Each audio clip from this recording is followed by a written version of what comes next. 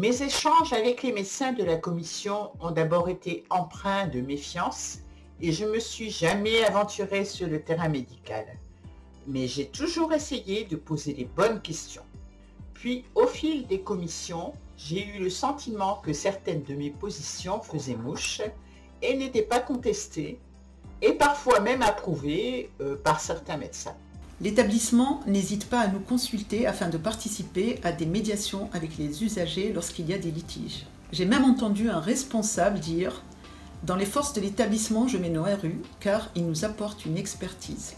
J'ai senti comme une reconnaissance de mon engagement de RU et de bénévole. L'écosystème CCI, je crois qu'il est très variable, à la fois d'une CCI à l'autre et à la fois d'une composition à l'autre. La personnalité des présidentes, elle a beaucoup varié.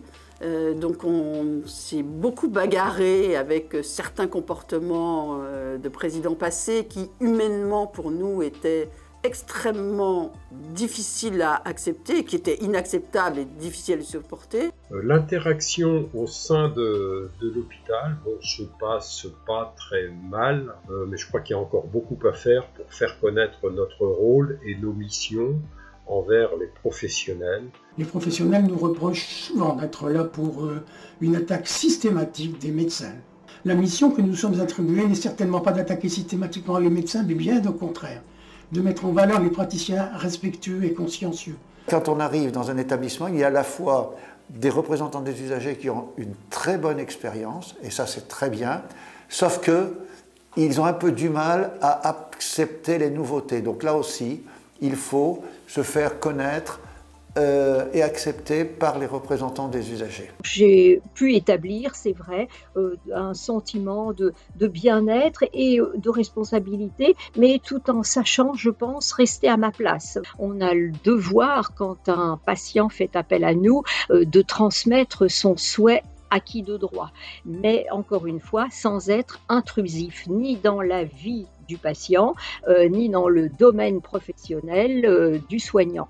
On a tous la même envie, on est animés tous du même besoin, c'est de rendre service et de faire avancer aussi les choses en matière de démocratie sanitaire dans l'établissement dans lequel on siège.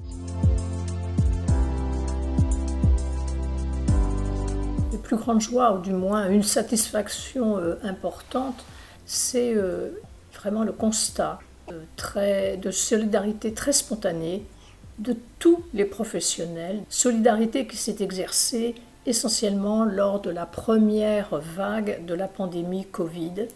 Quand tu as une joie vis-à-vis d'un dossier, souvent c'est quand ce dossier ne va pas en procès, mais que ça arrange directement soit en CCI. Et là, c'est intéressant. Moi, tous les victimes d'erreurs ou d'aléas, souvent, ce n'est pas des gens qui vont au procès. C'est des gens qui veulent une reconnaissance et comprendre. Les joies, c'est quand tu as ces gens-là qui reviennent te voir et qui disent « Voilà, merci de nous avoir accompagnés, c'est bien, on peut passer à autre chose ». Outre le succès que nous obtenons dans l'accompagnement de ceux qui nous font confiance, notre plus grande satisfaction est d'être sollicités pour participer à des formations.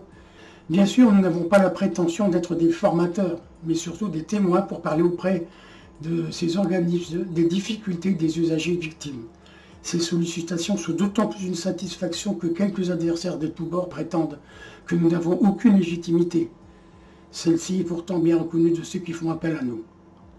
J'ai plongé dans les difficultés et les inégalités de santé. J'ai pris conscience des enjeux et été parfois triste de ne pas pouvoir faire plus, mais tout de même contente d'apporter ma pierre à la construction de la démocratie en santé. J'ai pu accompagner des patients rencontrés à l'association ou à l'hôpital et leur venir en aide. Globalement, je peux dire que je suis plutôt satisfaite des conditions d'exercice de mes mandats. Je suis RU depuis 10 ans. La loi Kouchner a été promulguée il y a 20 ans. Et c'est vrai qu'on m'a raconté à l'époque, il y a 20 ans, le peu d'intérêt qu'on portait alors à cette démocratie sanitaire naissante. 10 ans plus tard, on était considéré plutôt comme une institution obligée, sans plus. Aujourd'hui, on a presque atteint le stade d'incontournable dans l'établissement. Et ça, c'est une grande satisfaction. Après tout, l'amélioration de la qualité et la sécurité des soins est l'affaire de tous. C'est très enrichissant de rencontrer des ARU qui viennent de différentes associations, différents horizons. Chacun arrive avec son expérience personnelle et son engagement sans faille.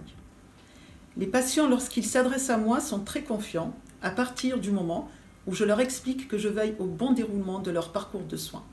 Très souvent, ils sont reconnaissants et j'entends « c'est bien ce que vous faites et merci ».